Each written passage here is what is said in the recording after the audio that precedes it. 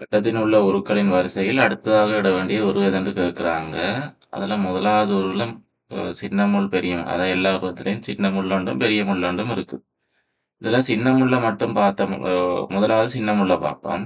சின்ன முள் முதலாவது நேரா நிக்குது மேல் நோக்கி. மேல் நோக்கி நிக்குது நேரா.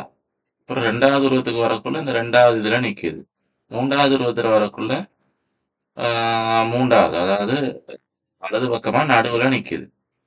முதலாவதுலேருந்து 2வது வரக்குள்ள என்ன சின்ன முள்ளுக்கு நடந்திருக்குன்னு பார்த்தோம்னா, ஒரு இது வலன்சுழியாக போயிருக்கு. ஒரு புள்ளிக்கு வலன்சுழியா போயிருக்கு.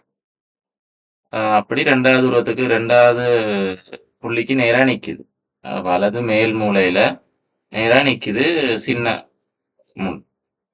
அப்ப 2வதுல இருந்து 3வதுக்கு என்ன நடந்திருக்குன்னு பார்த்தோம்னா, வலது பக்கம் நடுவுக்கு வந்திருக்கு. வலது பக்கம் மேல் மூலையிலிருந்து வலது பக்கம் நடுவுக்கு வந்திருக்கு. அதாவது ஒரு புள்ளியால கடந்திருக்குது சின்ன முள்.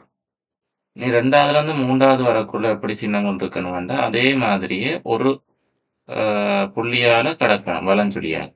இப்ப இருக்க போறது கீழ் வலது மூலைய நோக்கி இருக்க போகுது. 3வது உருவத்துல இருக்கிற மாரி சின்ன முள். இனி பெரிய முள்ள பார்ப்போம். பெரிய முள் எப்படியென்றா, ஆ முதலாவது நிக்குது இடது பக்கம் மேல் மூலையில நிக்குது. அப்புறம் இடது பக்கம் கீழ் மூலையில நிக்குது. அதாவது 2 புள்ளியால பின்னுக்கு போயிருக்குது. கீழ் மூலை இடது பக்க கீழ் மூலைக்கு வர. இனி இடது பக்க கீழ் மூலையிலிருந்து அடுத்ததுக்கு போகக்குள்ள, இன்னும் பின்னால 2 துண்டு போயி, வலது பக்கம் கீழ் மூலையில வருது. இங்க.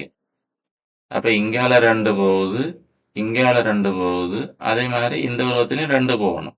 3வதுலேருந்து 4வது உருவத்துக்கு போகக்குள்ளயும் 2 போகணும். இப்படி, இப்படி பின்பக்கமா போகுது. அப்ப பின்பக்கம் வந்தா, அதுவும் இருக்க போறது 3வது உருவத்த மாதிரி தான். இந்த மேல் மூலைய நோக்கி இருக்கு. வலது மேல் மூலைய நோக்கி இருக்க போகுது. எனவே இந்த கேள்விக்கு விடை வந்து 3வதா தான் வரும்.